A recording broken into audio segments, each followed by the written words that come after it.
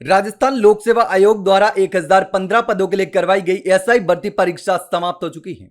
दोनों दिन की परीक्षा समाप्त हो चुकी है और दोनों पेपर खत्म हो चुके हैं। लेकिन दोनों पेपरों में एक पेपर ने अभ्यर्थियों को ऐसा उलझा दिया कि समझ में नहीं आया कि भरना क्या है। हिंदी के पेपर ने तो इतना परेशान नहीं किया, लेकिन जीके के पेपर ने सबसे ज्यादा परेशान कर दिया अभ्यर्थियों को। अब अभ्यर्थियों के अलग अलग एक्सपीरियंस रहे। सबसे पहले बात कर लेते हैं उपस्थिति की।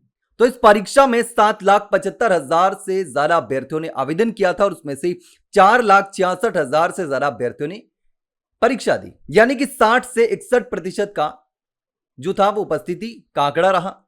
लेकिन उसके बाद में अभ्यर्थियों की जो राय सामने आई, अभ्यर्थियों का जो एक्सपीरियंस था पेपर देने के बाद में, वो वाकई चौंकाने वाला था।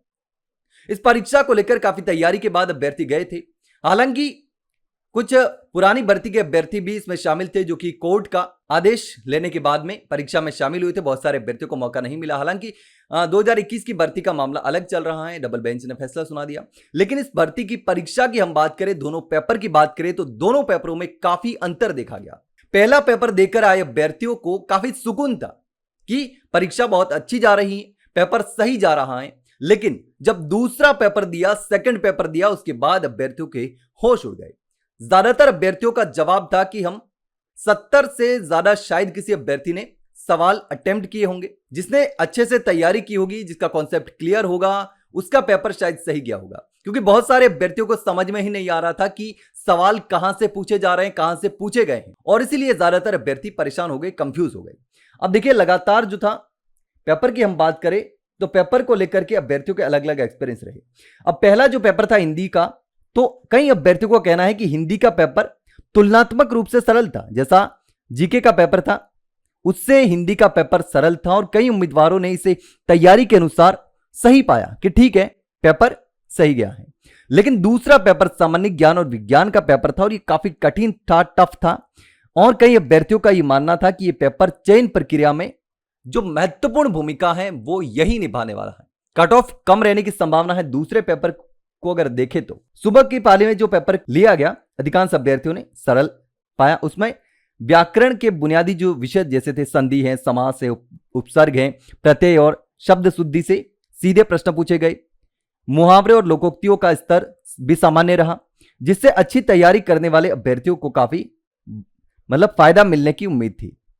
टाइम को की बात करें तो पेपर 2 घंटे का था, जिसमें 100 प्रश्न हल करने थे और अभ्यर्थियों के पास समय की ज्यादा कमी नहीं थी, सॉल्व किया जा सकता था क्योंकि इसमें कैलकुलेशन वाली कोई चीज नहीं थी।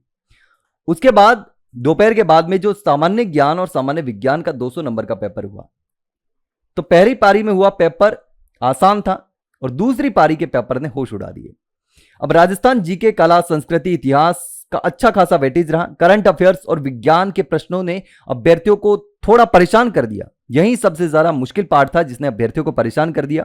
कुछ प्रश्न काफी डीप पूछे गए थे, विशेष रूप से भारतीय संविधान और अर्थव्यवस्था जैसे कि ई कॉमर्स, शेयर बाजार से जुड़े टॉपिक्स पर। अब सबसे बड़ी दिक्कत यह थी कि 1/3 की जो नेगेटिव आकलन जो था वो था, तो उसके कारण उम्मीदवारों को रिस्क लेने में सावधानी बरतनी पड़ी, क्योंकि रिस्क नहीं ले सकते। तो कई सारे अभ्यर्थियों ने देखा कि बहुत सारे सवाल नहीं आ सकते, तो ई ऑप्शन भरना जरूरी है, तो बाद में ई ऑप्शन भर के काम चलाना पड़ा।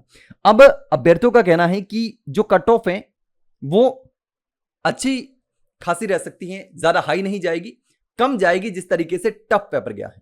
लेकिन आपने दोनों पेपर दिए हैं, तो किस तरीके से पेपर रहा, आपको क्या लगता है? क्या सच में दूसरे पेपर ने इतना ज्यादा परेशान कर दिया? क्या सच में दूसरा पेपर देख करके होश उड़ गए कि ये कहां से पूछ गए, कहां से सवाल आ गए, इतना डीप कैसे पूछ लिया?